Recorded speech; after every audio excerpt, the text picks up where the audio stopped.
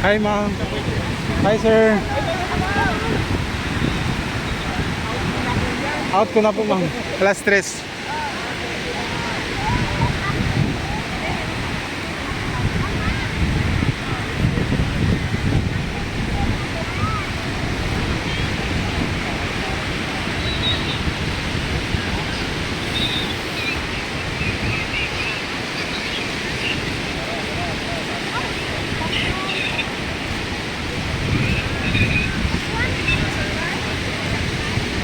Lawak ng ano guys, ng low tide. Ayan oh. Laki ng sakop ng area niya oh.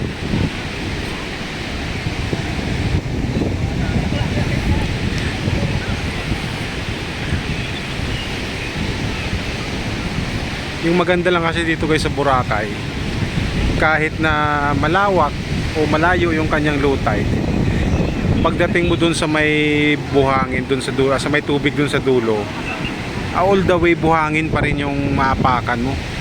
Wala siyang bato na kahit something dun na kakasira ng yung mga paa. Yan lang yung pinakamaganda dito guys sa Boracay, kasi buong ano niya talaga, area, puro buhangin talaga. Kaya sobrang ganda, kahit magano lang siya, kahit mag low tide siya ng napaka lawak, walang problema.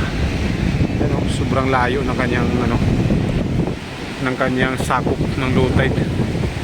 Napunta yan guys sa Station 3. Dito tayo ngayon sa sa Station 2, sa gitna.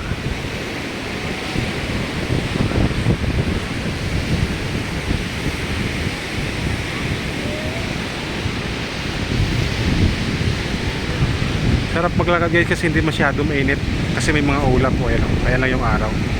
Time check 3:40 the afternoon.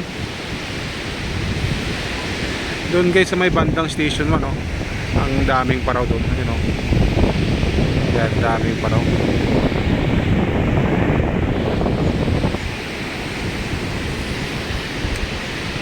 Buong maghapon na to guys na ganito, low tide siya.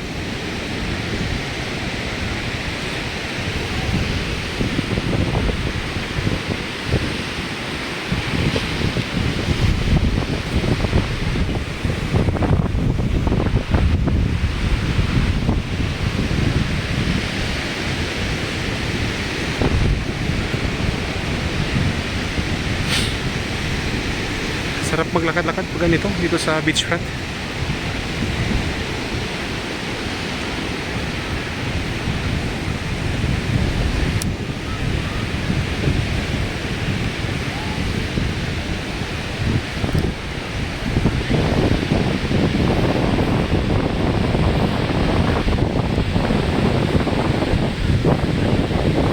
Kunti lang sa ngayon pag mga ganitong oras yung tao, kasi yung iba na sa activities pa. Pero pagsapit ng mga 5:30 onwards, yan, sobrang dami na yung tao dito.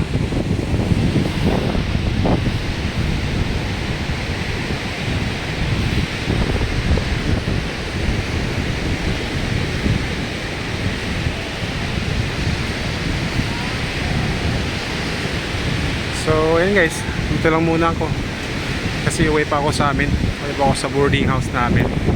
Punta yan guys sa Station 2 sa may gitna, sa may D-Mall. Tapos yung dulo, papunta yan ng Station 1 sa may Sinagpa. Yan. Sarap maglaro ng frisbee guys pag mga ganito na malawak yung yung low tide. Ayun, may naglalaro ngayon. Kuya, yan. Naglalaro sila ng frisbee kasi malawak yung pwede nilang takbuhan. Ayun, magtatapon yan siya.